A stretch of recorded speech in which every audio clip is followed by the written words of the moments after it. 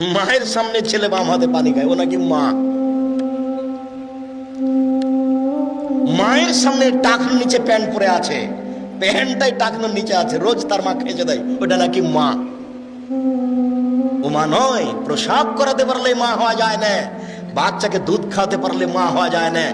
পাগলিও বাচ্চা প্রসাব করাতে পারে, পাগলিও বাচ্চাকে দুধ খাওয়াতে পারে, কিন্তু পাগলি বলতে পারে না আব্বু ছিছে কি করেছো আব্বু, প্যান্টটা দাও তো, প্যান্টটা দাও, খুলে দাও, খুলে দাও, কেটে দিই আব্বু, কেটে দিই। এটা পাগলি বলতে পারে না, কিন্তু আপনার স্ত্রী বলতে পারে।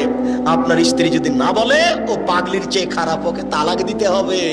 ওই বউ চলবে না, হলো হস্তিনী বউ। আমি তালাক দিতে আদেশ করিনি, তবে পরামর্শ দিলাম, এ বউ চলবে না, এই বউ তালাক দিতে হবে, এটা আমার পরামর্শই হলো হস্তিনী বউ। এই সংসার বুঝে না, এই ছেলে মেয়ে বুঝে না, এই পরিবার বুঝে না, শুধু ও নয়, ওর মা বুঝে না, যার কারণে এটা ঘটেছে।